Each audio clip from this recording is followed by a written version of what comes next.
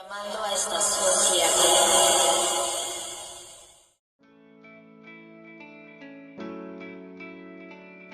Hola a todos y todas, bienvenidos, bienvenidas nuevamente a un capítulo del podcast de Estación Tierra. Esta vez nuevamente con la sección de entrevistas, un formato de diálogo, de conversación, con diferentes personas sobre su práctica profesional, su práctica artística también y el vínculo con los territorios que los inspiran, ¿no? Entonces, en ese sentido, hoy estoy contento de presentarles a Kevin Guamaní Ochoa. Él es, un compañero, amigo de la universidad. Siempre hemos estado compartiendo diferentes espacios desde hace un tiempo. Pero bueno, antes de conversar con él, lo presento. Él es bachiller en periodismo por la Universidad Antonio Ruiz de Montoya, periodista en Huayca.p,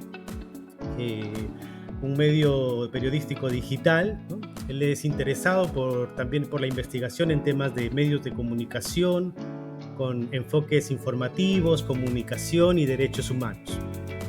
Además también hace teatro en Pichama, un teatro de Villa El Salvador, un distrito de Lima, que ya vamos a conversar con él en torno a su distrito, el lugar donde habita, donde vive, donde activa. Y bueno, actualmente viene realizando también su investigación de tesis sobre medios de comunicación y cobertura de casos de corrupción. Nada, muchas gracias, Kevin, por tu tiempo y disposición para charlar un poco. Bienvenido. Hola David, ¿cómo estás? No, gracias de verdad por la invitación y por abrir este tipo de espacios de conversación, de diálogo, ¿no? Donde podemos compartir experiencias, ¿no? En las que estamos realizando. Creo que es muy importante hoy en día tener este tipo de conversación. Sí, no, yo como te comentaba al inicio, la idea es un poco eso, registrar ciertas experiencias. Bueno, hay siempre procesos de sistematización de experiencias, de organizaciones, de cuestiones a veces quizás más visibles, pero la experiencia propia, personal, muchas veces queda, eso, en una cuestión más íntima. Entonces la idea de este espacio es visibilizar esas experiencias y un poco en esta, digamos, en este objetivo del podcast de Estación Tierra, que es hablar sobre los territorios que habitamos, que nos inspiran, pero también nos generan a veces una situación de conflicto, ¿no?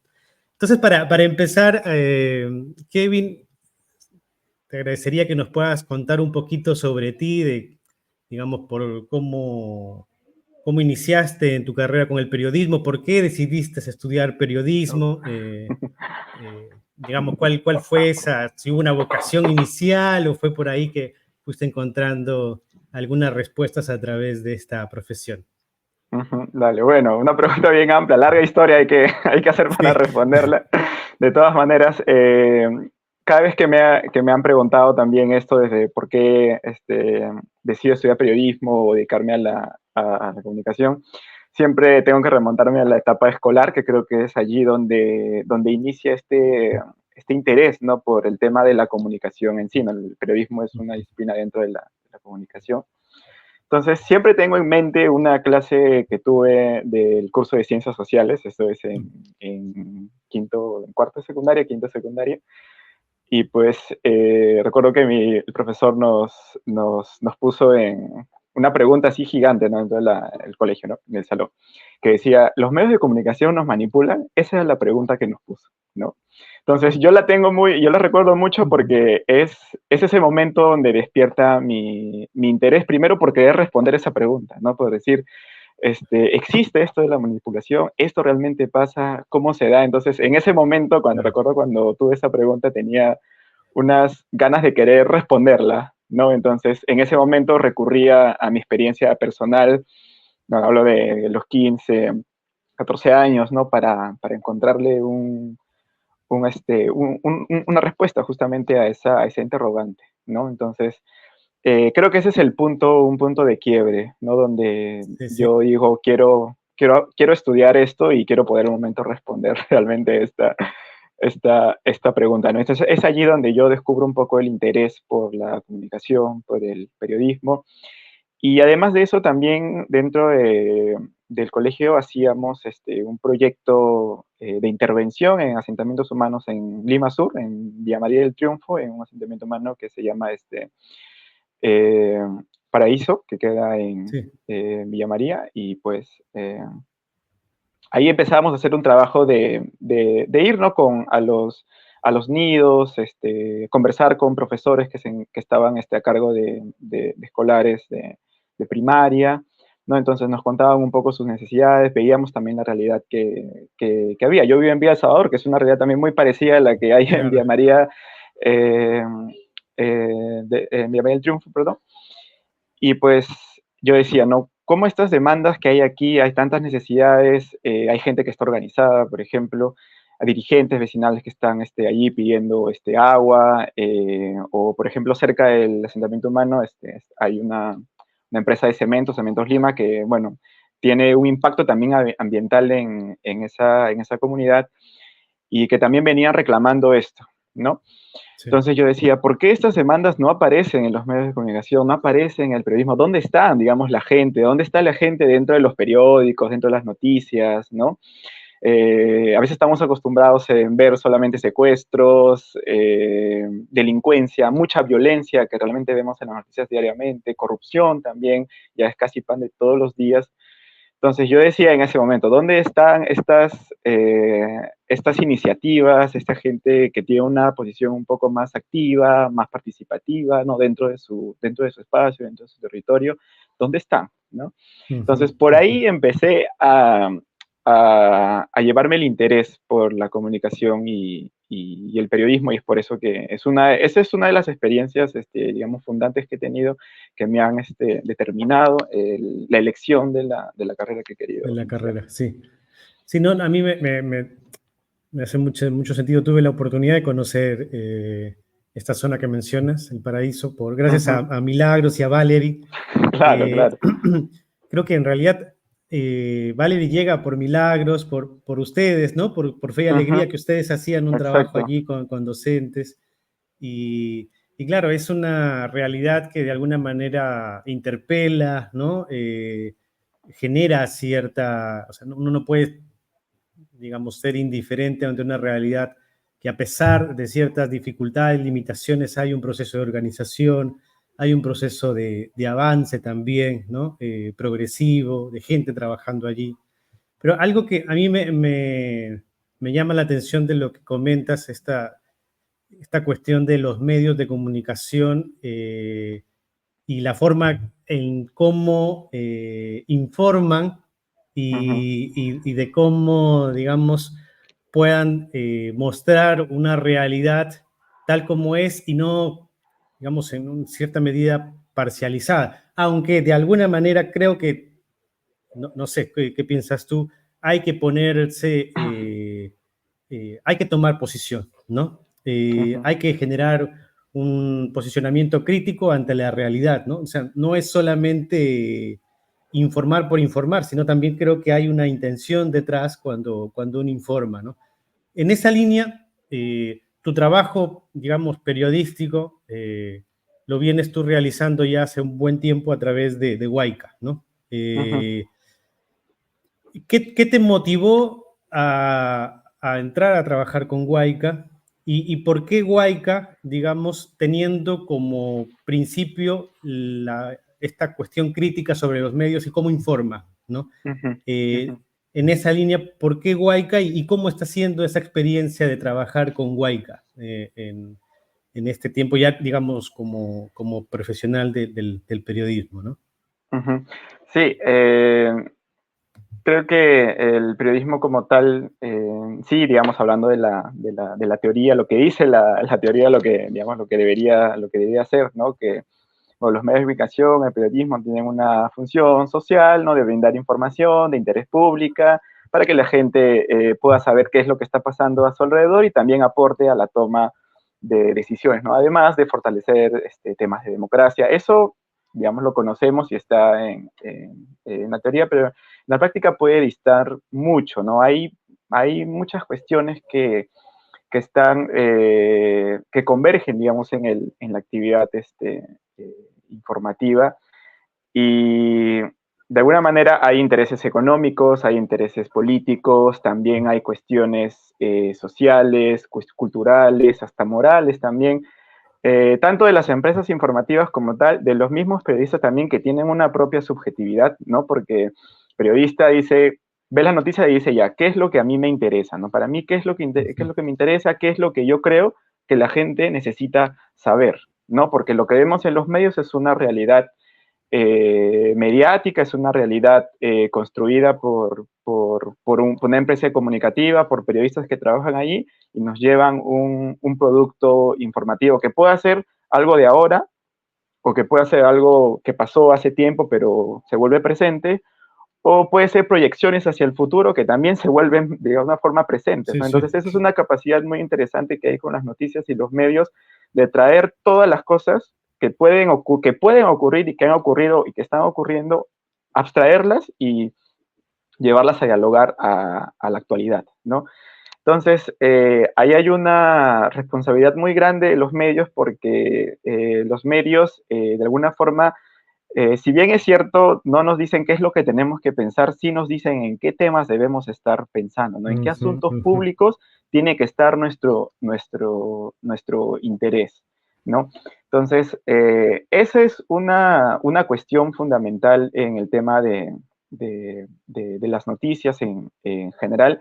Y cada medio, y lo que tenemos aquí en realidad en el Perú son grandes empresas privadas, ¿no? Informativas, ¿no? Tenemos al Grupo del Comercio como uno de los más grandes, que tiene varios medios, no solamente diarios, sino también tiene televisión, ¿no? Redes sociales también, están también en internet, ¿no? Están también muy bien posicionadas, tratan de posicionarse, y otros grupos más también que están allí, ¿no? A la competencia de eso, quizás en un nivel un poco más pequeño, hay también medios de comunicación alternativos, medios de comunicación digitales como Huayca y como otros medios que también existen. Y también hay otros de corte, también medios comunitarios, medios mucho más locales que pueden estar arraigados en comunidades, comunidades campesinas, en regiones, por ejemplo, comunidades indígenas que también tienen eh, medios informativos que están más enfocados digamos, en su agenda, ¿no? Claro. que ellos manejan, ¿no? Y pues ahí es donde, quizás para hablar ya ahora un poco de la propuesta de Huayca, que es lo que busca es tratar de ver otras alternativas de enfoques informativos a lo que vemos todos los días, ¿no? Entonces, algo que ocurre y que se ha estudiado mucho también es que los medios que son parte de un mismo grupo generalmente van a tener una misma línea informativa, ¿no? Porque pertenecen a una misma, a un mismo conglomerado comunicativo, entonces tienen una misma línea y como tal, no permiten que hayan otras voces, que haya más diversidad, por ejemplo, lo que te comentaba, que hayan organizaciones sociales o voces no oficiales, ¿no? Claro. O voces no que estén relacionadas al poder político, al poder económico, sino también desde el lado de la ciudadanía, ¿no? Que puedan también tener un espacio, que puedan ejercer en primer lugar su derecho a libertad de expresión, ¿no? Porque los medios permiten, ¿no? Ejercer el derecho a libertad de expresión. Entonces, el debate sobre cuán pleno es este derecho está allí. Hay muchos factores que hacen de que esa libertad como tal esté muy limitada, pero una de las funciones de los medios es eso, ¿no? Dar espacio. Lo que se busca desde Huayca, desde redes alternativas, desde medios digitales, también es dar la oportunidad de expresarse sobre una cuestión pública o de interés nacional a una organización vecinal, a un frente regional, a una Ujú. organización campesina, o sea, que también entren al debate y que no sean siempre los mismos, la misma gente, los mismos analistas o los mismos políticos en todo caso, que siempre dan su versión sobre los hechos, sino que esto se pueda ampliar y que la gente que ve, que está, digamos, el público en este caso, pueda también ver qué otras interpretaciones, qué otras narrativas hay sobre una cuestión específica, ¿no? Perfecto, perfecto. Sí, eso es lo que yo puedo notar cuando veo noticias, o sea, igual intento como seguir, por ejemplo, en las redes, ¿no? Básicamente yo utilizo más Instagram, ¿no? Entonces sigo, no sé, a La República, El Ujú, Comercio y Huayca, ¿no? claro. Y uno se da dando cuenta un poco allí, por ejemplo, los temas que se visibilizan, los temas que se muestran, y además la amplitud de los temas, ¿no? De ir quizás mucho más allá de la mirada capitalina, ¿no? Solo Lima, ¿no? Aunque de alguna manera hay como ciertos medios descentralizados, ¿no? Hay por regiones, los periódicos también tienen digamos, sus noticias, ¿no? Específicas para cada región, pero creo que, no sé, lo que me da a sentir a mí es que, por ejemplo, ¿no? El comercio frente a Huayca, La República u otros medios, se muestra esa diferencia en los términos que utiliza y en los temas que muestra, ¿no? Claro. Comprendo desde ahí esa posición, que en realidad es eso, yo creo, ¿no? También es tomar una posición frente a la realidad y cómo lo muestras y de qué forma también lo muestras, ¿no? Siento que, por ejemplo, Huayca también tiene un modo de presentar las noticias de una forma interactiva, ¿no? Y creo que es porque porque es un medio virtual también, ¿no? Lo permite, o sea, esa es su principal plataforma, ¿no? Sí.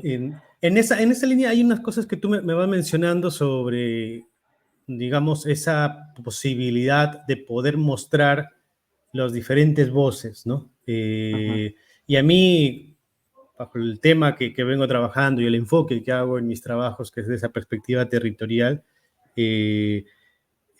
me da sentido en intentar mostrar las noticias o intentar visibilizar las situaciones, dar voz de esta complejidad del territorio, ¿no? No solo una versión, no solo una situación, sino mostrar en la medida de lo posible la complejidad de esas relaciones sociales, económicas, políticas, relaciones de poder, digamos, ¿no? En el territorio.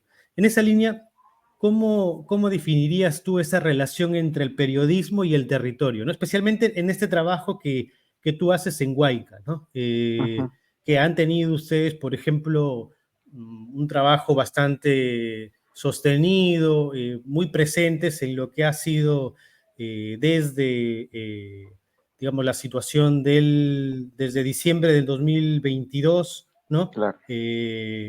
Con lo del golpe, con lo del, digamos, la prisión luego de Castillo y toda la violencia que se desencadenó al tomar luego el poder Dina Boluarte, ¿no? Ustedes mismos han sido de alguna manera también víctimas de esa violencia, ¿no? Al intentar mostrar digamos, esas situaciones, pero creo que lo que se visibilizó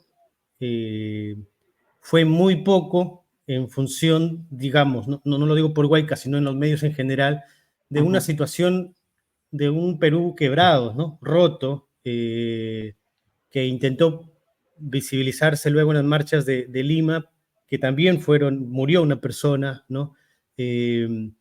Bueno, ahí me estoy extendiendo quizás, pero eso, ¿cómo se definiría esa relación entre el periodismo y el territorio en ese trabajo de Huayca, ¿no? Sí, sí, quizás puede a veces resultar un poco contradictorio ahora en el tema de la revolución de las redes, de la comunicación, hablar de territorio, ¿no? Cuando a veces en la comunicación ya casi todo es, digamos, por decirlo, desterritorializado, ¿no? O sea, Claro. todo, hablamos desde aquí, hablamos desde allá, podemos ver y consumir muchos productos que salen de diferentes espacios, ¿no? Entonces, pero al contrario, hay que ir por la otra vía, ¿no? Más bien a enraizarnos, ¿no? También a buscar ese vínculo, ¿no? Con el territorio, con el espacio donde realmente nos movemos, y eso también ha sido un reto y una gran demanda también en este periodo de crisis política, donde pues se han ya documentado por organizaciones internacionales los abusos, los atropellos que ha habido a los derechos humanos, ¿no? más de 60 personas que han perdido la vida, ¿no? Por salir a protestar, incluso gente que estaba protestando y gente que no estaba protestando, Claro. ¿no? Entonces, eso es una de las más grandes heridas que tenemos, ¿no? También en la historia del país, en nuestra democracia como tal, que todavía no puede cerrarse, ¿no? Que aún ese nivel de violencia que hemos visto principalmente con campesinos, con gente indígena, quechuas, que han tenido que trasladarse hacia Lima, ¿no? Para Claro. hacer escuchar su voz, ¿no? Para poder escuchar su reclamo, el justo reclamo que ellos tenían y ver la respuesta, ¿no? De parte del Estado, que ha sido una respuesta muy, muy represiva y que ya hemos sido, lo hemos visto, no hemos podido corroborarlo y también como prensa hemos también sido parte como víctimas también y también documentando lo que ha ido ocurriendo, ¿no? Justamente sobre esto hay un informe muy interesante que es el informe de la Asociación Nacional de Periodistas sobre libertad de expresión, que es también del año, bueno, 2022-2023, donde ocurrió el tema de las protestas, donde también hacen énfasis en los ataques hacia comunicadores, ¿no? Desde dónde han venido y quiénes han sido los victimarios, agresores de los comunicadores, ¿no? Y justamente diciembre, enero y febrero, que son los meses donde las protestas han estado con un nivel de mayor escala, donde se ha escalado un nivel de violencia altísimo, es también donde se han registrado ataques hacia periodistas, ¿no? ¿Y qué es lo que hacían estos periodistas? Pues estaban en las manifestaciones haciendo cobertura de lo que estaba Registrando, claro. ocurriendo, ¿no?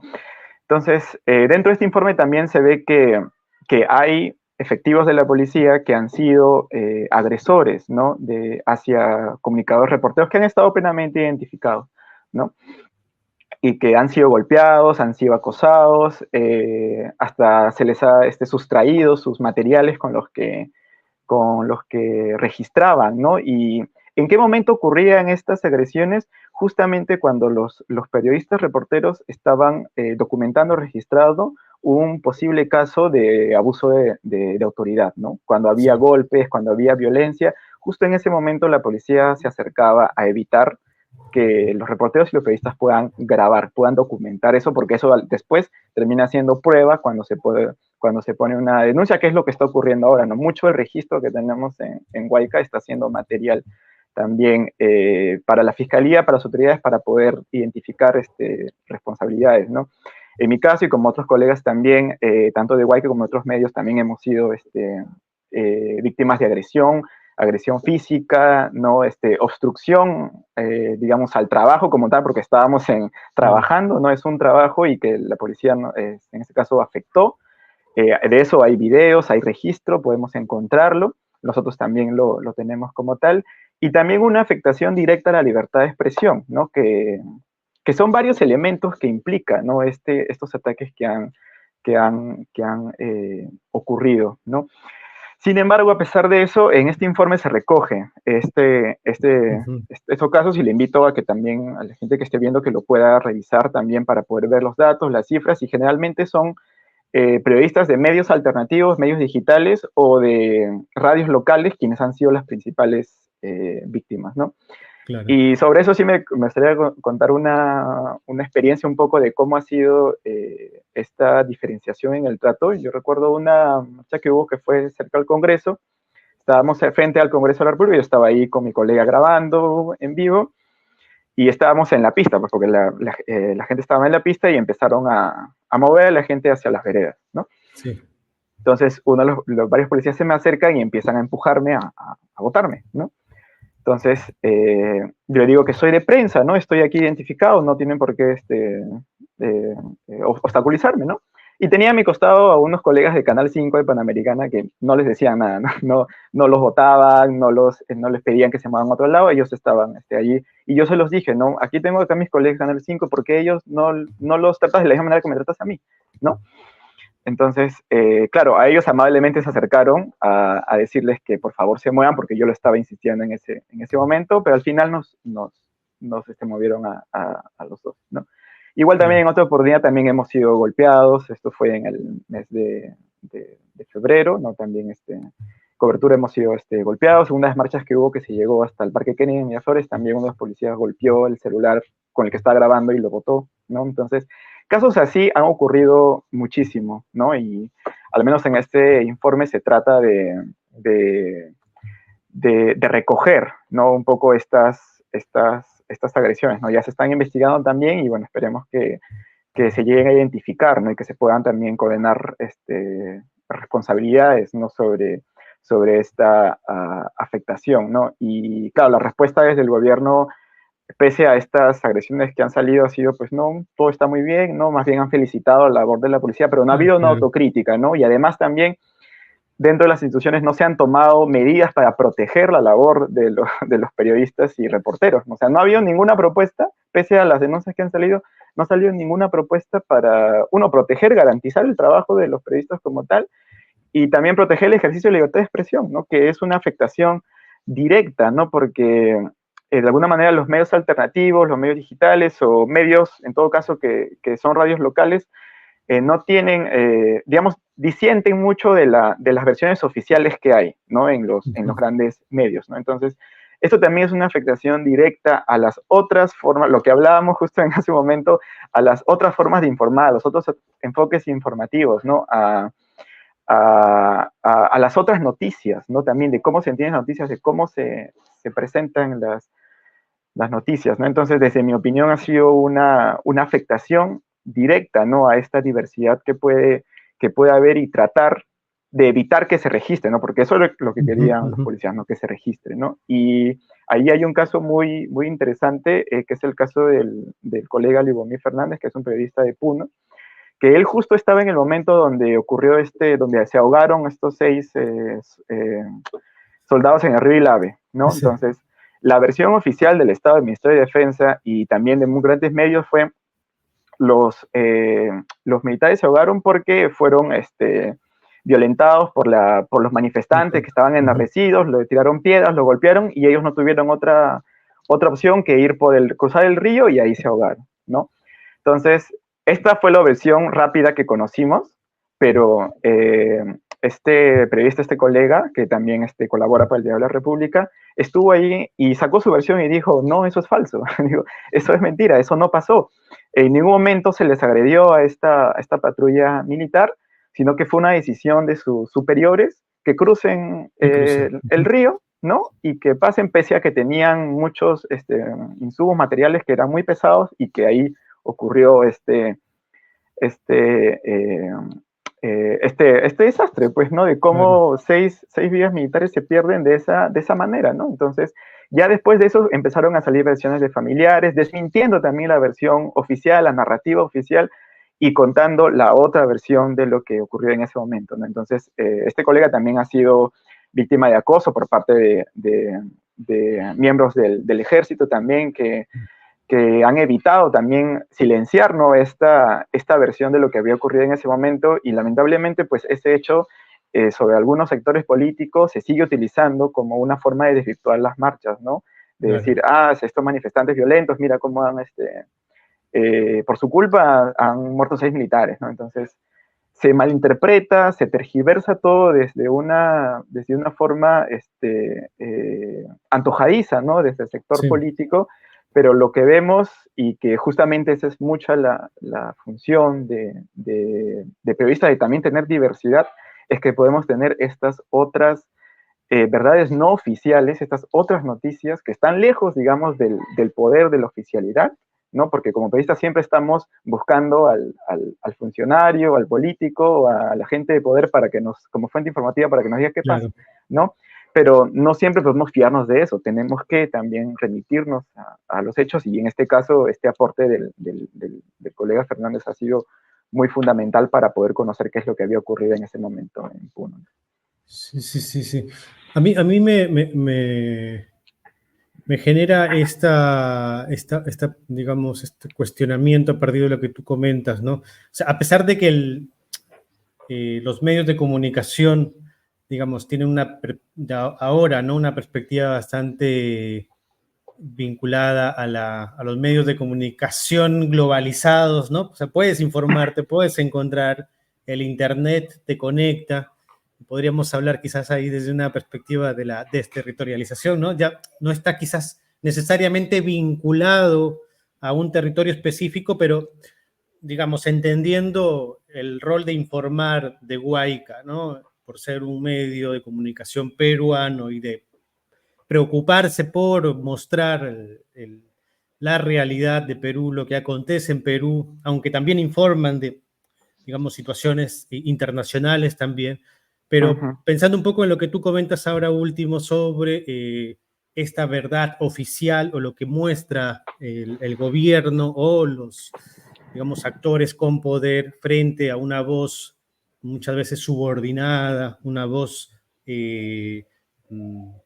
digamos, calladas, ¿no? O esos silencios que aparecen cuando se deja o se tapa la voz de los pueblos, de las comunidades. ¿De qué manera crees que el Perú como territorio, digamos, como país, ¿no? Con sus conflictos, con sus luchas, pero también, bueno, con esas oportunidades, potencialidades, con sus propias características, ¿no?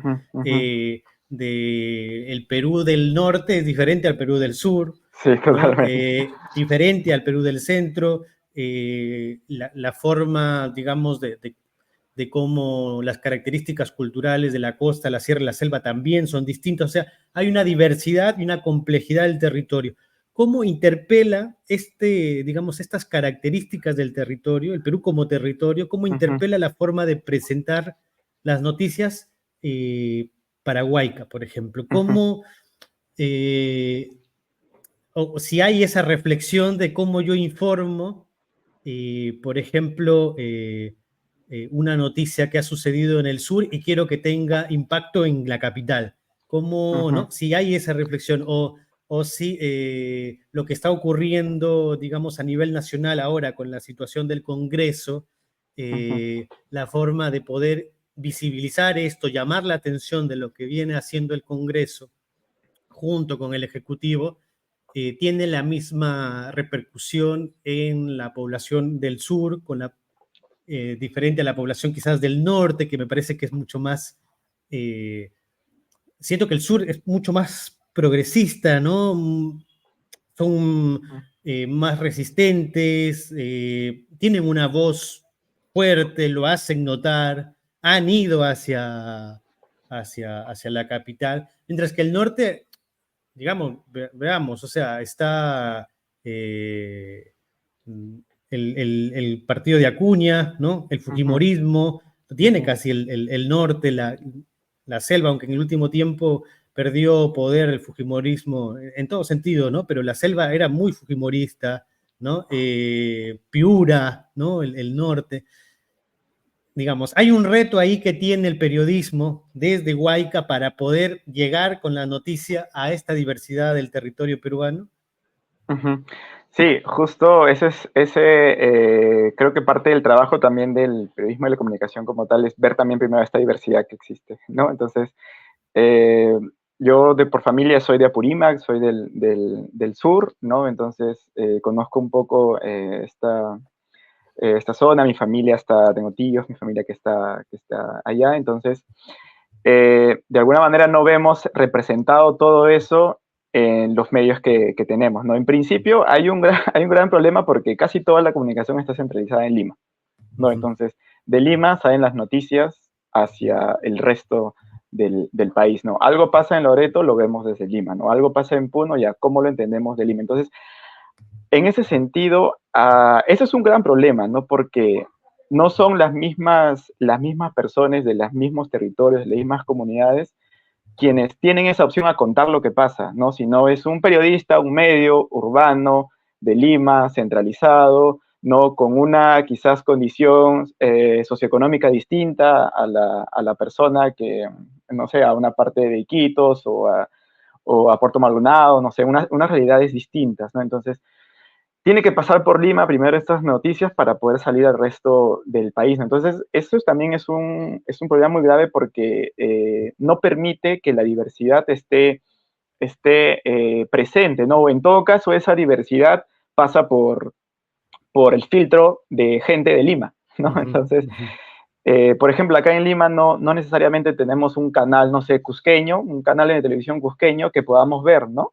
Entonces, incluso cuando viajas, cuando yo estaba en Abancay, cuando estaba en Aymaraes, en otras zonas del sur, ves, por ejemplo, noticias que pasan en, no sé, un robo en San Juan del Lurigancho, en Lima, ¿no? Entonces, yo estoy en Cusco y digo, ¿para qué necesito saber qué Claro, ha pasado eso, no? ¿En qué me ayuda? ¿Para conocer más qué cosa pasa en Lima o qué cosa está pasando con mis familiares que viven ahí?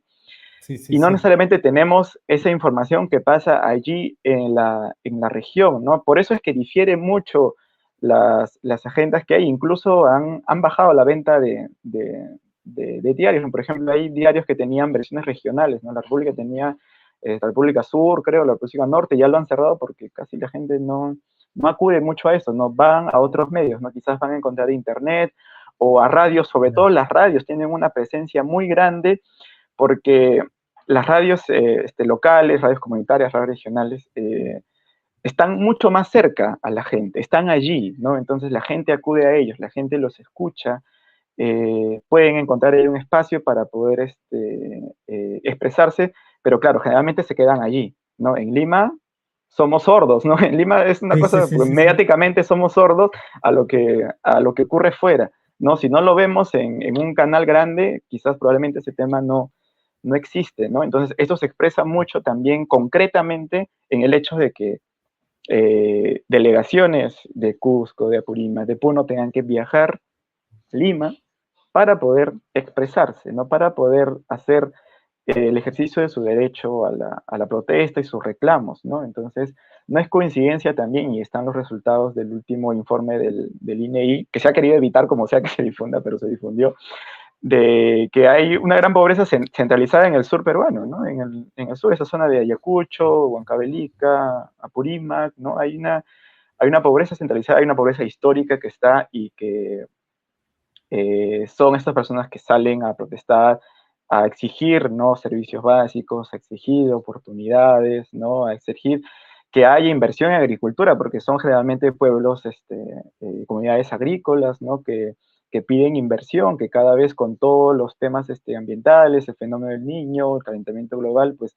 se ven muy afectados seriamente su producción, ¿no? Entonces, esta dinámica lo conocen muy bien los medios que están en las regiones, en los Claro. medios locales, ¿no? Porque muchos de esos periodistas son de allí, son de esa realidad, y pues si viene un político a decirle lo contrario, le van a decir, discúlpame, pero eso no es así, ¿no? Entonces, Y recuerdo sí, se ha mucho visto, se ha visto, se ha sí, se ha visto visto, ahora, ¿no? exactamente, La semana sí, pasada, creo, una congresista, creo que. sí, exactamente, a Patricia Juárez, son últimos ejemplos que ha pasado, que la entrevistaron en una radio en Puno, en Radio La Decana, ¿no? Entonces, ella salió a decir que sí, que la querían mucho en Puno, que estaba muy bien recibido, pero usted le dijo, disculpe, le dijo, ¿usted Sí. esto en qué momento ha pasado? Acá la gente no quiere saber nada de ustedes, ¿no? Entonces, ahí hubo un tenso debate, algo que no verías en Lima probablemente nunca, porque no es esa realidad, ¿no? Y a pesar que se conoce, se trata de invisibilizar, ¿no?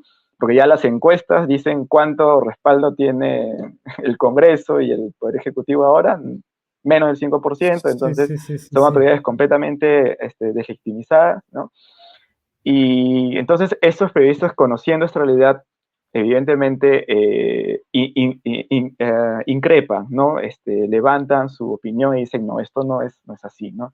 Entonces, desde Huayca también se trata de recoger, ¿no? Estas versiones y que sean las mismas organizaciones que puedan expresar su voz, que puedan expresar sus demandas sin que haya necesariamente un filtro que pueda limitarlos, ¿no? Entonces, porque a veces mucho pasa eso, cuando tenemos una voz muy disidente ante cuestiones tan complicadas que ocurren, ¿no? Entonces, a veces nos autosilenciamos, ¿no? Esto de la espiral de silencio que se llama cuando no tengo esa opinión mayoritaria o la opinión que la mayoría tiene Sí, y sí. temo a quedar mal, pues, bueno, me censuro o me guardo mi verdadera opinión para decir algo que está acorde al medio de comunicación en el que estoy o a la realidad en la que me estoy moviendo, ¿no?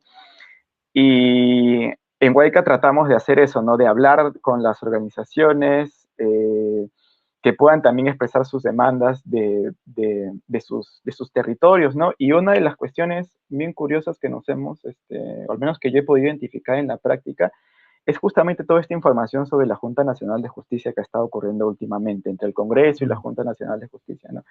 Y esto también lo puede corroborar con una encuesta que salió creo que de IEP, de cuánta gente conocía qué era la Junta Nacional de Justicia, muy poca. Muy poca sabía cuál era su función, cuál era la trascendencia, ¿no? de esta institución, ¿no? Porque no es muy conocida, no se sabía sus funciones y mucha gente también no lo tenía en mente y siempre se ha estado informando, ¿no? Buscan inhabilitar a los miembros, no quieren cambiar, quieren desaparecerla para crear otra cosa, ¿no? Pero digamos que cuando no hay un conocimiento de esta institución, pues al final termina siendo una noticia que no tiene mucha trascendencia, ¿no? Quizás más que todo en algunos sectores que sí conocen, quizás unos sectores más tecnócratas, más políticos, de partidos políticos, organizaciones sociales, que conocen mucho estas instituciones, pero quizás en el resto no necesariamente se tiene muy claro qué es lo que está ocurriendo, ¿no? Y traigo este ejemplo porque ahí es importante hablar de territorialidad, de ver cómo estas cuestiones influyen en la gente, ¿no? Sí. Por ejemplo, si yo estoy digamos, estoy en Apurímac y digo, ¿para qué la Junta Nacional de Justicia? ¿Qué es eso? No me importa. Pero ¿cómo informo yo para decir que si hay gente que está cuestionada aquí y si en algún momento yo recurro al sistema de justicia, voy a tener que pasar por los filtros de estas personas que van a decidir quiénes son jueces, quiénes son fiscales, ¿no? Entonces, ese nivel de información reconoce mucho cuál es la situación de la gente, de las comunidades, de los territorios, de cuánto se sabe, ¿no? Entonces, es muy importante ahí siempre vincular, no solamente decir lo que está pasando, sino también vincularlo al público, a la situación a la que yo me estoy refiriendo, ¿no? ¿Cómo informo para que esto realmente la gente sepa que es una cuestión pública, que es una cuestión que le afecta y no es una cuestión de los políticos, ¿no? Sino es una cuestión también que yo como ciudadano en ejercicio de derechos en un Estado democrático tengo intervención de decir que esto está mal, que eso no se tiene que hacer de esa manera, ¿no? Entonces, ahí hay grandes retos y lo más importante es que también tengamos medios desde las regiones, desde las comunidades. Por ejemplo, no tenemos un medio de comunicación público, ¿no? O sea, TV Perú es un canal estatal, es de gobierno. Claro, Entonces, porque quien pone al directorio es el Ejecutivo, el Ministerio de Cultura, ellos se encargan de ver eso. Sacan aquí, sacan allá, como estamos viendo ahora con lo que está pasando con la directora.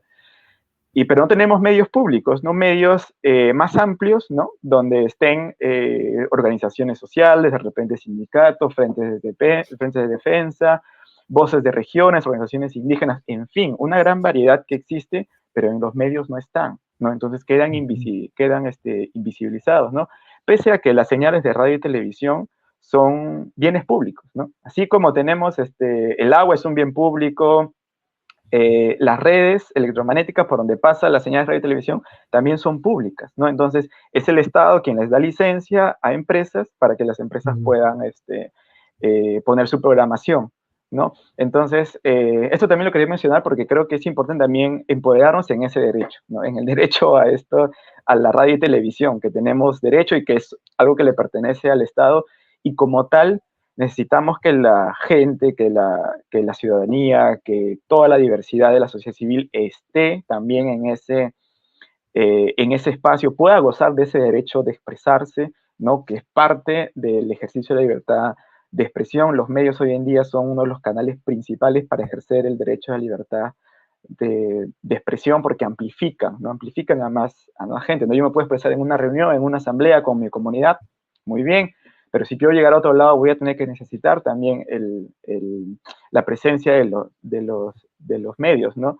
Justo por eso yo criticaba estas versiones de gente que dice, bueno, si no te gusta este canal, cambia otro canal. Digo, no es así, ¿no? Porque es como que me digan, si no te gusta este río, ve y saca al otro río, ¿no? Este río está contaminado, ya vete al otro. No, no es así, tengo que proteger todos los bienes como tal, ¿no? Y si hay empresas informativas que evidentemente están haciendo lucro con un bien público y que además no tienen una función social establecida, no se está haciendo el servicio público, pues bueno, hay que revisar esas licitaciones y ver qué otras organizaciones pueden entrar para poder mostrar esta diversidad, ¿no? Entonces, así como hay medios regionales, medios nacionales de Lima, también tener otros medios nacionales que salgan desde otras regiones también para que nos puedan dar sus versiones, ¿no? Porque los periodistas, los medios informan desde donde estoy. Si yo estoy en Lima, voy a informar desde ahí. Si estoy en Puno, si estoy en Loreto, si estoy en diferentes partes, voy a hacerlo desde allí. Y ahí también hay gente quien se pronuncia sobre cuestiones nacionales, ¿no? O sea, ¿qué dicen de toda esta situación política en el sur peruano? Pues ya lo hemos visto con las marchas, ¿no? ¿Esto los vemos en los grandes medios? No, no aparece. No aparece en esas voces. Cuando veo las marchas, siempre cuando miraba las noticias de ver los medios, decía, ¿y dónde está esta delegación de Puno que han venido de casi todas las regiones? No aparecen en ningún lado entrevistados. No, no están. ¿Dónde están? Sí, sí, sí, sí. ¿Qué pasó? Entonces, los grandes medios recurren a los mismos analistas, a políticos completamente desacreditados, con antecedentes totalmente cuestionables, con problemas con la justicia, con investigaciones pendientes, pero los siguen consultando como voces que te interpretan lo que está ocurriendo, ¿no? Y decía, ¿y dónde está la ciudadanía? ¿Dónde está la gente aquí que tiene Sí, sí, que sí, sí, también sí. salir a los medios y decir qué es lo que pasa? No están, ¿no? Entonces, creo que es necesario hacer todo una reorganización, ¿no? En el tema de los medios de comunicación en el país. Y claro, eso es chocar mucho con grandes intereses económicos también, pero también con intereses políticos, ¿no? Porque las noticias, los medios como tal, también tienen una función política, ¿no? Hay autores que lo determinan como operadores políticos, por ejemplo, a los medios de comunicación, ¿no? Porque el Claro. hecho de decirte en qué estás pensando implica sobre qué temas te puedes pronunciar y en todo caso también sobre qué temas puedes hacer una acción política clara, ¿no? Porque los medios están dando ese panorama, ¿no? Esa atmósfera de lo que debes, en lo que deberías estar tu interés, ¿no? Entonces, es, es, es un gran reto, yo creo, ahí, Sí, y sí, hay sí, una sí. agenda muy pendiente con el tema de la comunicación, el periodismo y cómo hacemos para diversificar esto, ¿no? Entonces, porque aquí tenemos una comunicación muy centralizada, muy limeña, y eso es también uno de los grandes problemas que tenemos en el país. Sí, sí, sí, no, no, no, comparto todo lo que dices desde esa perspectiva de diversificar, de que Lima no sea un filtro, ¿no? De Ujú, que no sea los lentes para mirar el país, ¿no?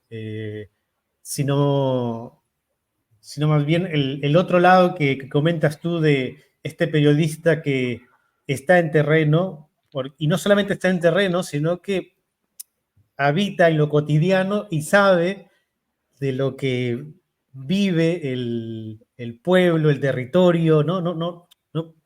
Y defiende también esa realidad, digamos, ¿no? Esa situación frente a otros discursos que quieren como engañar, como que quieren aparentar en estas a veces tribunas que se les pueden dar en los medios de comunicación, ¿no? ujú, ujú, Y me quedo un poquito con eso para, digamos, seguir con esta entrevista hacia la cuestión ya más personal, en el sentido de tu experiencia, de tu contacto territorial en lo cotidiano también, ¿no? Tú eres ujú. limeño, pero tienes raíces también de provincia, ¿no? Como en realidad Sí, muchos peruanos también todo el mundo. he vivido los últimos años en Lima, aunque no he nacido ahí, pero eso, vengo de provincia, ¿no? Y digamos, tu territorio es Villa Salvador, ¿no? Ujú, ujú. Eh, igual ahí con Villa María, digamos, con ciertos espacios que has estado siempre conectado, trabajando, ¿no? Interpelado por esa realidad también. En esa línea, ¿no? ¿Cómo ha influido el contexto de Vía El Salvador en tu Ujú, enfoque periodístico, ¿no? Aunque ya vas mencionando ciertos aspectos sobre la importancia de conocer la realidad, el territorio, ¿no? Pero ¿qué otros, digamos, es que se puede contar, ¿no? ¿Qué otras influencias o, digamos, inspiraciones de vivir en Vía El Salvador o también, digamos, ciertas experiencias en función de limitaciones o de situaciones también de problemas que tú ves en Villa El Salvador han nutrido esta búsqueda de profundizar en generar una mejor labor periodística, ¿no? Ujú, Y en esa línea, digamos, si de alguna manera estos temas con los cuales yo te presentaba, ¿no? En función de la corrupción, de temas ujú. vinculados a medios de comunicación, situaciones de injusticias, también vienen inspirados de esa realidad que tú ves en lo cotidiano en tu distrito, ¿no? Ujú. Bueno, por ahí. Sí, bueno, como ya estaba comentando, mi familia somos de Apurímac, yo he nacido acá en Lima, he crecido en Villa El Salvador, pero siempre he estado viajando hacia Bancay, viajando hacia Aymaraes, ¿no? Entonces a visitar a mi familiar. Y justamente ahí, eso es un momento donde tú amplías mucho más tu, tu visión del mundo, tu realidad, ¿no? Conoces diferentes músicas, historia, cultura, en general costumbre, lenguas, ¿no? Yo no hablo el quechua fluidamente, cuando lo escucho sí lo entiendo, entiendo más o menos a qué es lo que me están refiriendo, ¿no? Pero es algo que siempre ha estado conmigo, yo siempre lo escuchaba en casa, entonces recuerdo una vez cuando hablaba con mi mamá y le decía, por qué no me has hablado a mí también, ¿no? Entonces, en un momento de sinceridad, mi mamá me dice, pues, yo prefería que hables bien el castellano, ¿no? Que lo hables perfectamente, a que quizás aprendas quechua, ¿no? Entonces, hay cuestiones ahí de racismo, de discriminación, temas de subordinación, muy, muy fuertes todavía, muy presentes en el país, y la cual eso también, pensaba también un poco en eso y cómo también eso puede afectarte, ¿no? Aprender una lengua, por ejemplo, y lo que mis padres también querían como tal en ese momento, ¿no? Igual ahora ya con mucho más conocimiento, hablando con mi familia, lo conversábamos, ya me enseña más seguido, entonces ya estoy cada vez un poco más fluido Ujú. en esto, entonces es también como un momento de reivindicarte, ¿no? De recuperar aquello que básicamente te lo han extraído, ¿no? Entonces, además también con los estudios, la academia, a veces también, poco a poco ahora se está reivindicando mucho más las diversidades, ¿no? En las lenguas que existen, lenguas indígenas. En la Amazonía tenemos una gran variedad, ¿no? El aymara también, el quechua igual. Entonces, menciono esto porque esto amplía mucho también la visión, en este caso, como periodista, ¿no? Y que influye también en mi subjetividad, porque yo no voy a negar que tengo una subjetividad, y todos los periodistas que vemos, por más que en comerciales vemos que digan soy objetivo, soy Ujú, ujú. imparcial, ¿no? Lo podemos decir, nos gusta decirlo, pero en realidad tenemos un filtro aquí, unos lentes por los cuales miramos la realidad y contamos a alguien, ¿no? A partir de lo que yo sé, lo que yo conozco, lo que yo he vivido, mi condición, y a partir de todo eso, yo cuento una noticia, ¿no? En este caso. Y pues el hecho de ser de provincia me ha dado una gran amplitud en esto, ¿no? De conocer qué es lo que hay en comunidades campesinas. Mis padres son de comunidades campesinas, mi mamá es una comunidad muy cerca al BRAE en Apurímac, donde es una realidad pues completamente a veces inimaginable para alguna persona que quizás que está en Lima y no conoce. ¿No? Solamente con comentarte que en el momento de pandemia, cuando se habían cerrado los colegios, tengo mis primos que están allá, que se iban a un montecito con una tablet que le habían entregado, llegó una tablet, solamente uno de mis primos que tenía, se iba a un montecito, a un punto donde solamente encontraban internet Okay, para internet. poder conectarse, ¿no? Entonces, mi primo iba con una manta, se tapaba porque estaba ahí la intemperie, ¿no? El colegio estaba todo cerrado y así estudiaba, ¿no? Entonces, eh, esto yo lo conozco porque lo he visto, ¿no?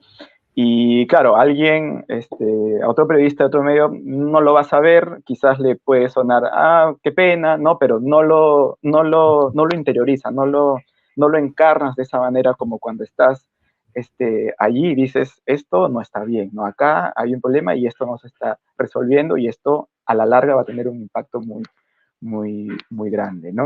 Entonces, en ese sentido, esto es algo que me ha ayudado mucho a ampliar, también a conocer, a entender también a las comunidades, ¿no?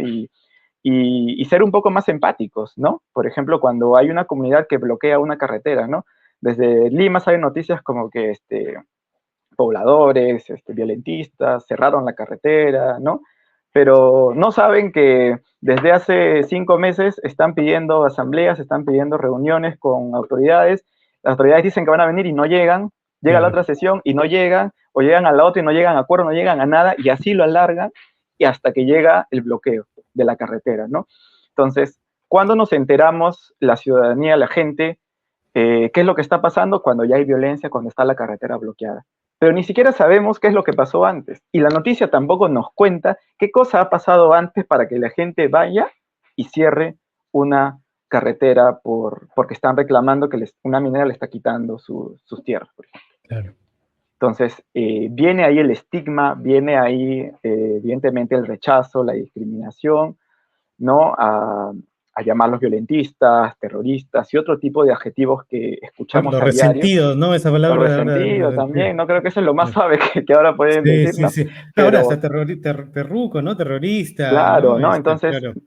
lo que pasa ahí es que no vemos qué ha pasado antes para llegar a esa situación de violencia, porque un momento de violencia no se llega de un momento a otro, ¿no? Sino Claro. hay todo un proceso, hay una escala donde la situación va llegando a ese punto donde ya se rompe el diálogo y como medios no nos hemos enterado que las autoridades no han estado asistiendo a las reuniones, por ejemplo, y que tal comunidad que está, no sé, a 5 horas, a 4 horas, que tiene que viajar hasta la otra comunidad donde se van a juntar, no llega. Entonces, ¿para qué viajé? Pierdo tiempo, pierdo dinero, ¿no? Y me siento burlado, ¿no? Porque las autoridades no llegan pese a que estamos pidiendo, ¿no? Entonces, eso es algo que pasa muchísimo y si no lo informamos, si no vemos el problema como tal, simplemente no entendemos, ¿no? Entonces, enfocamos el hecho en la violencia y decimos, esta gente violenta que hace esto, ya, estado de emergencia, ahorita que han ampliado estado de emergencia en el corredor vial del sur, ¿no? Que están habiendo varias protestas ahorita de comunidades por las bambas, ¿no? Y por temas de contaminación minera, ¿no? Entonces, no entendemos qué pasa y simplemente nos enfocamos en la violencia y eso es uno de los graves problemas que tienen los medios y que no es una cuestión inocente, ¿no? Todo en las noticias es una cuestión es bien pensada, es con una intención, ¿no? Entonces, no es casualidad que los contextos no aparezcan, ¿no? Entonces, si en todo caso quiero que aparezca el contexto, bueno, me comunico con un periodista de la zona que quizás conoce porque están allí y ellos tienen mucha más información que nos pueden dar para poder entender la situación. Y bueno, ahora eso es una de las cosas que implica mucho con el territorio, ¿no? Porque tener periodistas que estén en el territorio, que conozcan la diversidad de las actividades económicas, las actividades culturales, la idiosincrasia también de la gente para poder informar y sobre todo que den contexto, ¿no?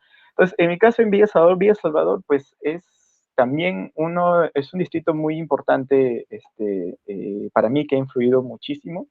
Primero por la historia, ¿no? Porque Villa Salvador se ha hecho de migrantes provincianos, que llegaron en 1970, en 71, perdón, llegan acá a Lima y pues primero en la zona de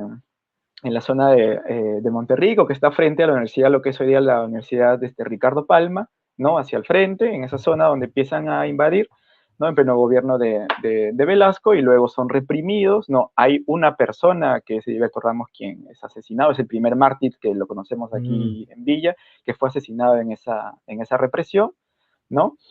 Y esto se hizo durante un evento de una organización internacional que estaba ocurriendo aquí, y bueno, después de eso hubo una presión muy grande, ¿no? Porque era mucha gente y hubo una presión también muy grande, y estas personas junto con el Sinamo fueron, bueno, desplazadas a lo que hoy está ubicado Villa El Salvador como tal, ¿no? Entonces, la historia de Villa yo la he ido conociendo por protagonistas de Villa que todavía, que la han vivido, que están aquí, historias también de personas mayores, incluso de mis padres también, que llegaron ya en la década de los 80, que llegaron aquí a Villa, pero con su testimonio, con sus historias, he podido conocer cómo es que ha surgido esta comunidad, cómo ha surgido esta ciudad, ¿no? Y muchas de las prácticas andinas, provincianas que tenemos, tanto como la música y la forma de organizarnos, se trajo aquí, ¿no? Y esa es la manera en cómo se ha podido construir una ciudad, ¿no? En Villa Salvador estaban las organizaciones vecinales, ¿no? Había un dirigente por grupo residencial, ¿no? Había dirigentes de salud, de educación, de seguridad, de organización, el secretario de actas, ¿no? Todos ellos eran la misma comunidad que participaba y asumía estas actividades, ¿no? Los comedores populares, los vasos de leche, ¿no? Que se han ido formando para poder resolver esos temas públicos, ¿no? Entonces, en Villa Salvador la educación, bueno, en esa época la educación era un tema público. Entonces, mientras muchos de los esposos, los varones se iban a trabajar al centro, ¿no? Horas de horas para salir de Villa, las mujeres se quedaban para temas de alimentación, ¿no? Exigir que traigan docentes, que construyan colegios, organizar la ciudad, ¿no? Entonces, los temas de salud, las promotoras de salud, que también han tenido un rol muy importante, por ejemplo, en los 90 para luchar contra el cólera en la época de los 90, que fue que tuvo un brote así muy, muy grande en esa época. Entonces, ellas estuvieron allí, yendo casa en casa, capacitando a la gente, en contacto con ellos, ¿no? Entonces, era otra forma de organizarse, otra forma de ver también a las autoridades, otra forma de hacer política también en ese momento, porque tú podías ser parte de la organización, podías participar, estabas en asambleas.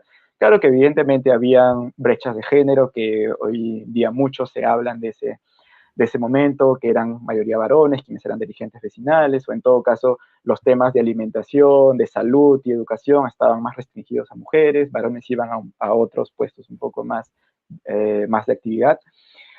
Pero uno de los casos que hemos tenido, que ha sido Mariana Moyano, que ha sido una dirigente que se enfrentó ella, ¿no? El arma contra Sendero en ese momento era ella, ¿no?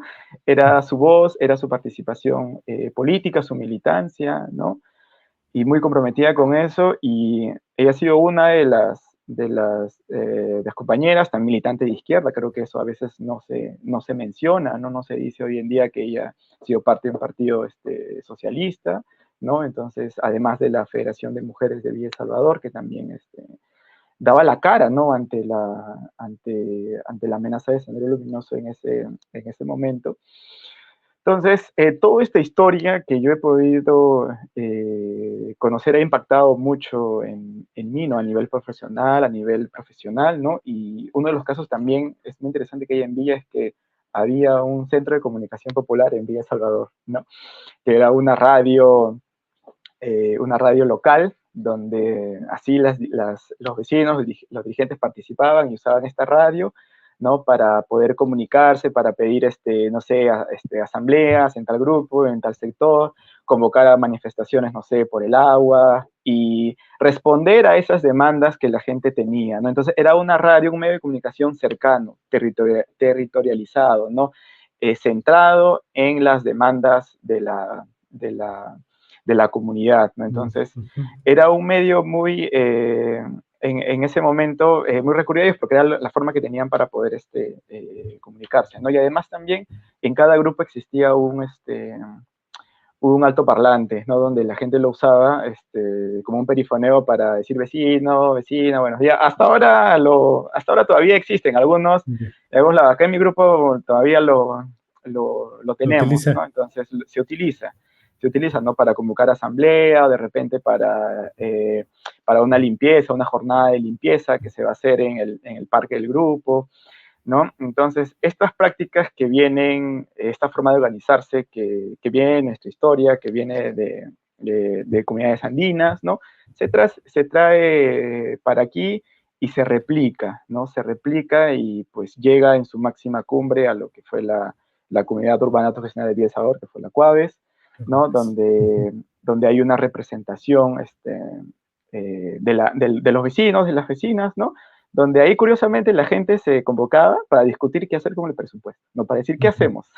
Entonces, imagínate ahora que nos convoquen para decir qué hacemos con el presupuesto. Eso no pasa, ¿no? Entonces son congresistas allí, alejados muchas veces de lo que pasa, que deciden qué hacer con el dinero. Claro, porque está el presupuesto participativo, pero siempre Exacto. hay quejas porque está amañado, pues, ¿no? Ya el municipio Sí, tiene organizaciones que son las que con las que han negociado y toman poder, digamos, de ese presupuesto, ¿no? sí, aquí también pasa eso mucho. Nosotros también Ujú. queríamos, un tiempo estuve como dirigente vecinal también aquí en mi grupo, esto fue en el 2019, y nos faltaban pistas y veredas en algunas calles, ¿no? Entonces queríamos hacerlo a través de presupuesto participativo, ¿no?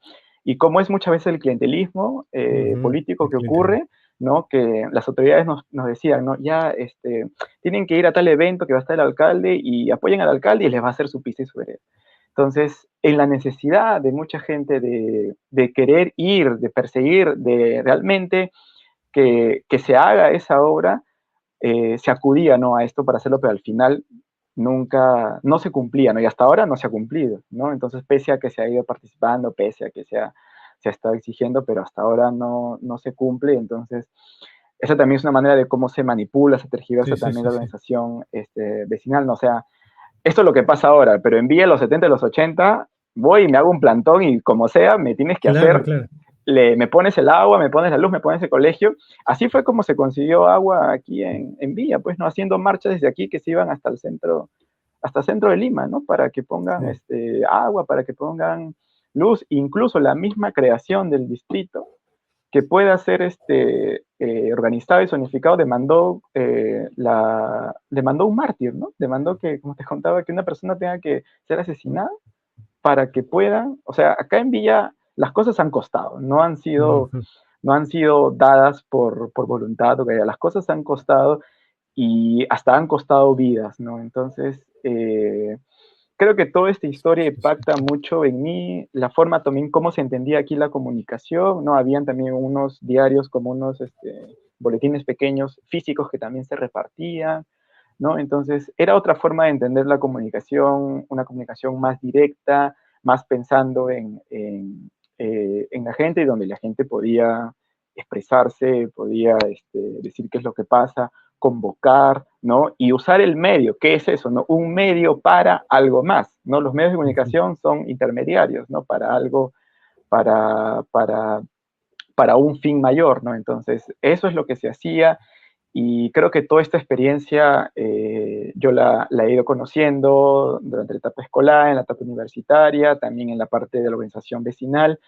Vas conociendo y vas viendo una historia distinta, un proceso distinto, ¿no? Una forma de entender las cosas muy alejadas a a lo que convencionalmente se tiene, ¿no? Y sobre todo a conocer el sentir de la gente, ¿no? Claro. Creo que como periodistas, si uno no es empático, no conoce por qué una persona toma tal decisión, por qué se hace tal cosa, simplemente no tenemos una realidad completa de a quién estoy refiriéndome, de quiénes son las personas, de por qué está ocurriendo tal cosa, ¿no? Entonces, algo Sí, básico sí, sí. para el periodismo, para un periodista también es también tener esta sensibilidad, ¿no? Y entender todos los factores, todas las dimensiones que implican, que afectan a una persona y que llevan a tal condición, ¿no? A tal condición de desigualdad, a tal condición de vulnerabilidad, en fin.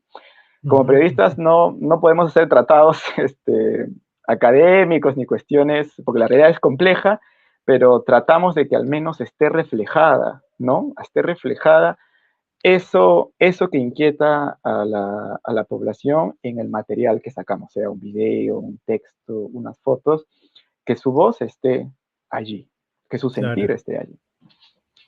Sí, sí, sí, no, no. Veo que en realidad hay toda una historia detrás que te inspira, ¿no? Y me pareció interesante igual. Yo hice alusión, claro, a Villa El Salvador, porque es, bueno, vives ahí, Uh -huh, te conozco de ahí también cuando compartíamos en la universidad, ¿no? sí. Pero tú empezaste comentando que, ojo, mi territorio está mucho más allá, ¿no? Mm, Fuiste, ¿no? A la experiencia del territorio de tu familia, de dónde sí. viene, ¿no? Uh -huh, Describiendo, pero claro, vuelves a Villa El Salvador y hablas de un proceso de lucha, ¿no? Un proceso digamos, que cuesta para lograr algo y que de alguna manera veo también reflejado y vinculo a la forma en cómo tú como ciudadano te mueves también en la sociedad, ¿no? Muy vinculado a procesos sociales, ¿no? A movilizaciones. El reclamo no es algo extraño, digamos, en el ejercicio de la ciudadanía, ¿no? Bueno, lo hemos vivido desde la universidad, ¿no? En tiempo de la universidad, ahora como periodista, pero tú también estás muy involucrado en el, digamos, en las situaciones políticos, sociales, culturales también del país y de tu barrio, ¿no? En esa línea, ¿no? Como para ir cerrando, también hay otra, digamos, otra actividad que tú realizas que está vinculada al teatro, ¿no? Que lo mencionábamos también al La otra inicio. parte. La otra parte, ¿no? Tú, digamos, hay sinergia, ¿no? No lo sé, no sé si lo has pensado, lo has dado vuelta, ¿no? Sinergia entre este activismo, ¿no? Entre esta forma de hacer ciudadanía, el periodismo y el teatro, digamos, ¿no? Entre estas tres dinámicas, tres espacios, ¿no?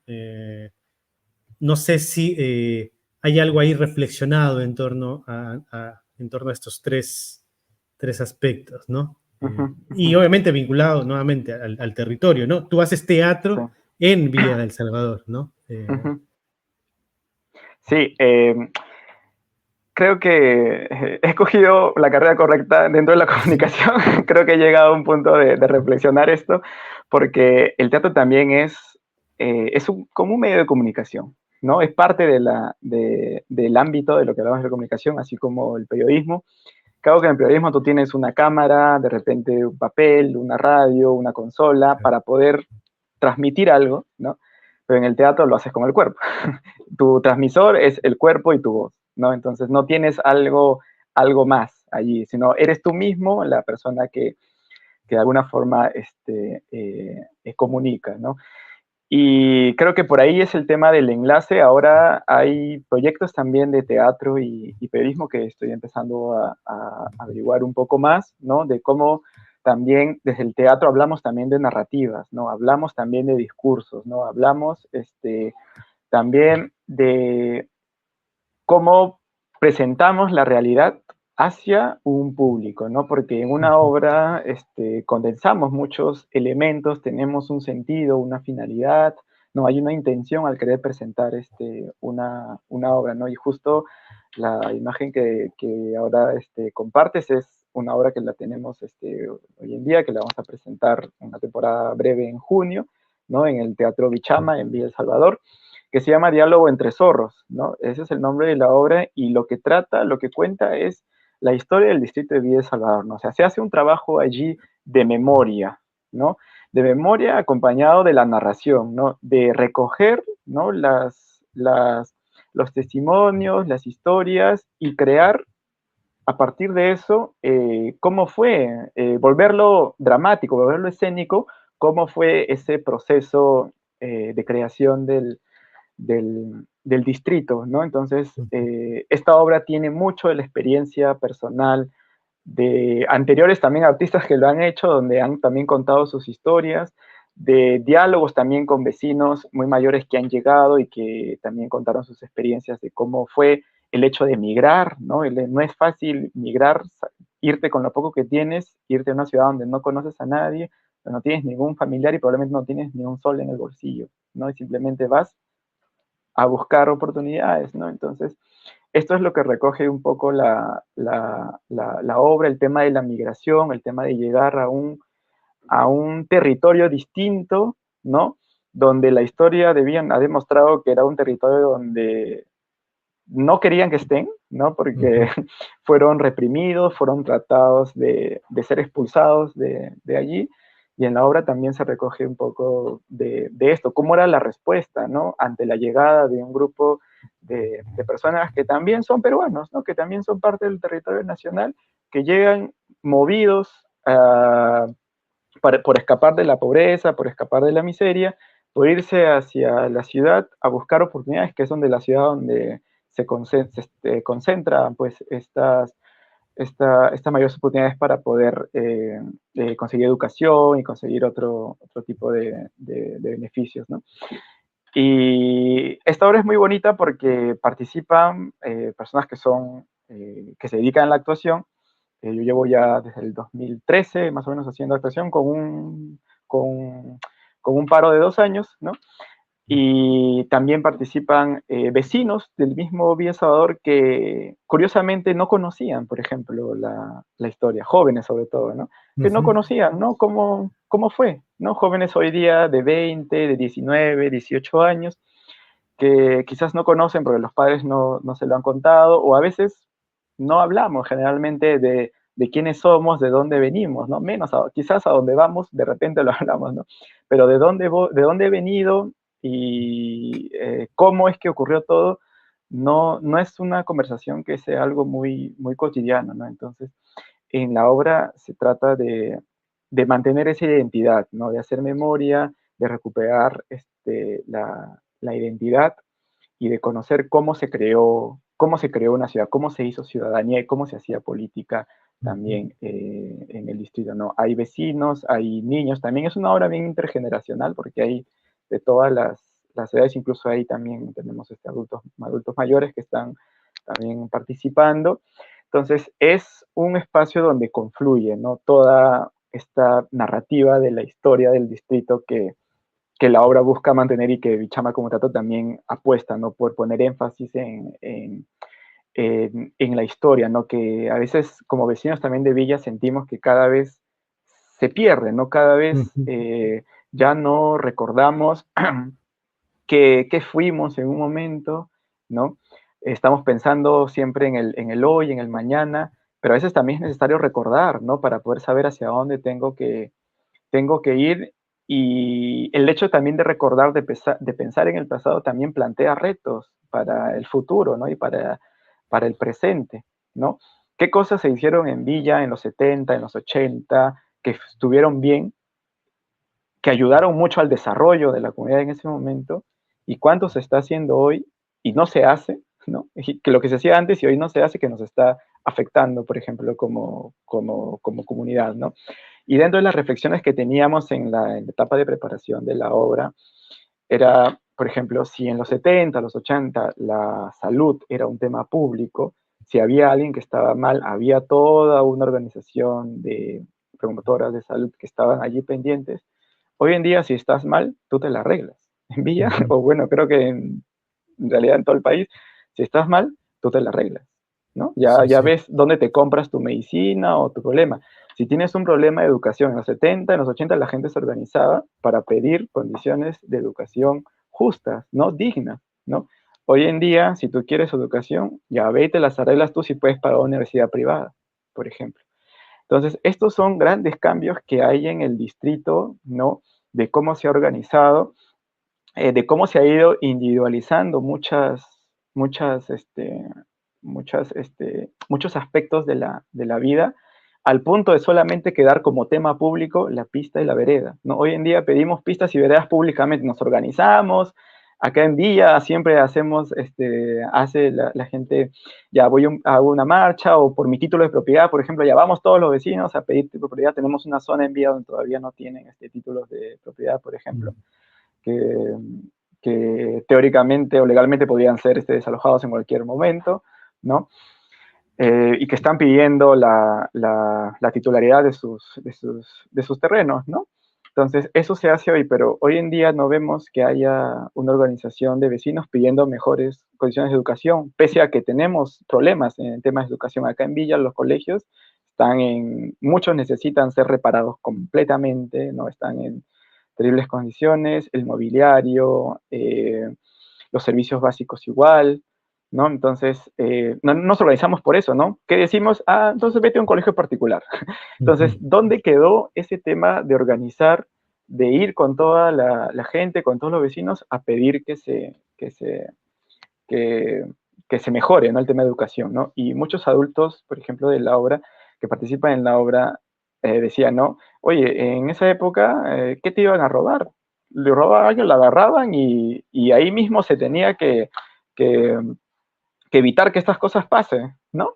Entonces, hoy en día, ¿cuántos comités de seguridad tenemos? Muy pocos, ¿no? Entonces, o no participamos en el tema de seguridad, ¿no? La gente en esa época estaba muy pendiente de esto, ¿no? Hoy casi no existe. Hoy en día es, ya pongo mi tranquera y listo, ¿no? Que en muchos barrios de Lima son poner una tranquera y bueno, eso es lo que la gente hace desde sus capacidades que tiene, ¿no? Porque las autoridades no responden, ¿no? Ante sus necesidades, ¿no? Pero en Villa, en la época que te hablo de los 70, los 80, los dirigentes que eran como autoridades públicas estaban allí y respondían a esas necesidades, ¿no? Incluso el tema de alimentación, ¿no? O sea, en Villa se resolvió alimentación con vasos de leche, comedores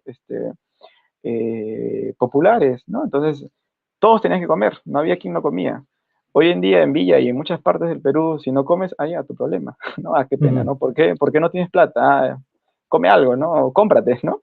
Entonces, ya no es estos temas públicos como salud, alimentación, educación, parece que hoy en día ya no son temas públicos, ¿no? Sino es un tema muy privado, ¿no? Y antes, verlos como tema público en Villa El Salvador ha sido una respuesta para poder afrontarlo colectivamente y subsanar ese vacío, esa necesidad, ¿no? Entonces, la organización vecinal ha sido fundamental para el desarrollo del distrito, ¿no?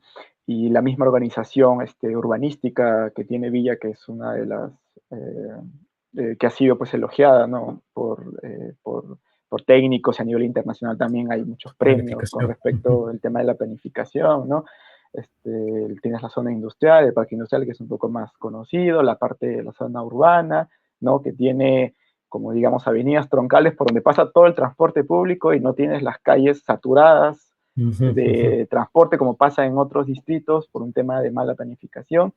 Y también había la idea de poner una zona agropecuaria, pero que hoy en día ya no tiene casi nada de agropecuaria, ¿no? Más que todo hoy en día se ha vuelto almacenes de grandes empresas que han adquirido los terrenos y han puesto almacenes, ¿no? Pero en un principio esa era la idea que se tenía, ¿no? Incluso yo recuerdo cuando era joven haber visitado algunas granjas que habían, cuando era más en etapa escolar, en primaria, íbamos a conocer, en esta etapa de conocer la historia de Villa, que se nos enseñaba en el colegio, ahora creo que ahí está un poco débil, íbamos a una de las granjas que había en Villa, había una granja de vacas, íbamos a conocer y ahí nos explicaban que era parte del proceso, de la organización de la zona agropecuaria y esto, pero bueno, al final con el tiempo las cosas han ido cambiando bastante y ahora pienso que hay una necesidad, no hay una gran necesidad, hay altos índices de violencia, en Villa Salvador tenemos altos índices de tuberculosis, por ejemplo, el tema de inseguridad, ¿no? El tema de alimentación, el tema de educación también, ¿no? O sea, hay colegios de verdad que están condiciones muy deplorables y necesitan atención.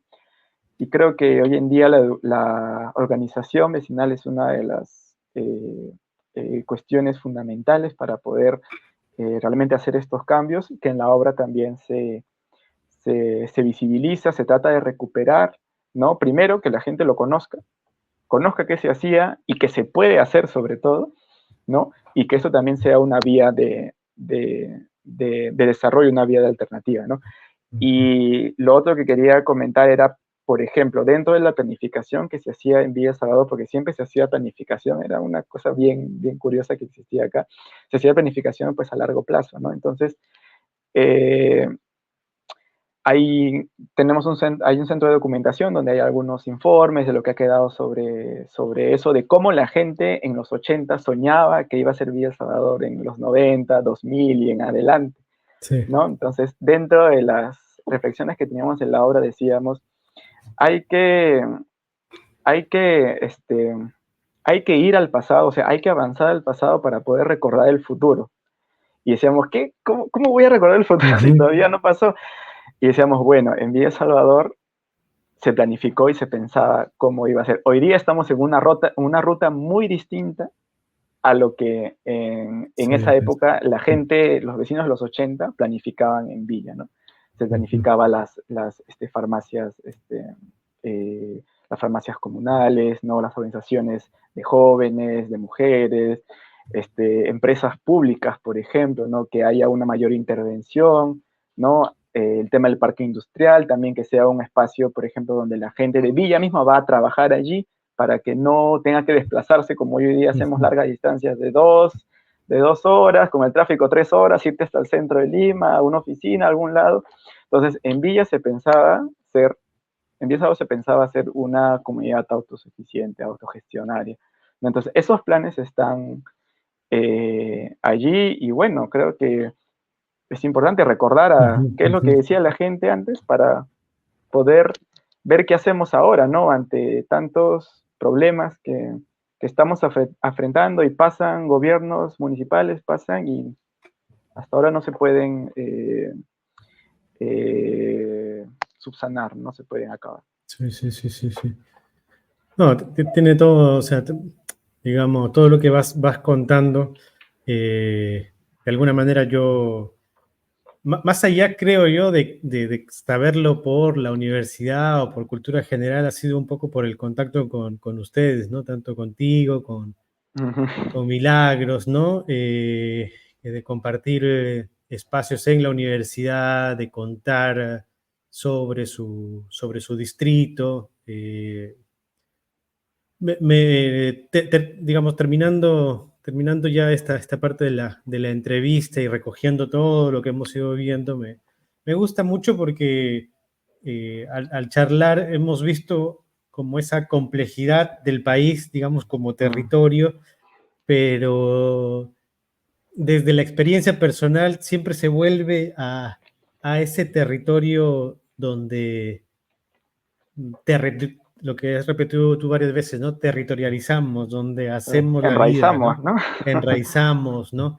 A pesar de que tenemos raíces también puestas en otros territorios, ¿no? Claro. Y eso que no hemos hablado tampoco de la perspectiva latinoamericana también, ¿no? Que es también muy característico, digamos, de cómo entendemos nuestra posición social, política, ¿no? En la vida, ¿no? Nada, en ese sentido yo te agradezco mucho, Kevin, por este espacio, por la confianza también de compartir en esta entrevista. Y la idea es eso, ¿no? Visibilizar, mostrar, registrar esas experiencias personales, esas experiencias que a veces, siento yo, pasan desapercibidas. Hablando de los medios de comunicación, ¿no? Pasan desapercibidos, ¿no? Sí. Porque hay también temas grandes, ¿no? Y que demandan digamos, una acción prioritaria, digamos, no lo sé, pero creo que la experiencia personal, la experiencia de cada uno, cada una es importante, ¿no? Y qué bueno que lo permitan estos espacios también digitales, ¿no? Nada, en ese sentido yo te agradezco mucho, Kevin, por este espacio, por la confianza también de compartir en esta entrevista.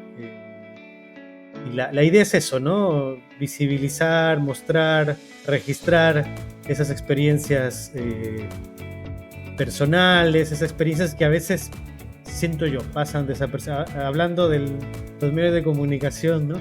Pasan desapercibidos, ¿no? Porque hay también temas grandes, ¿no? Y que demandan una acción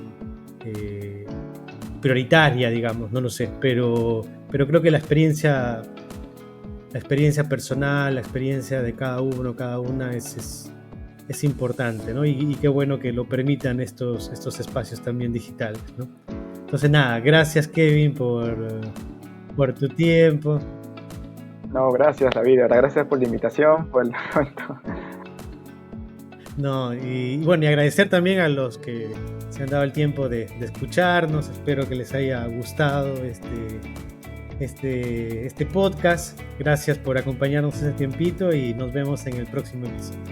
Gracias.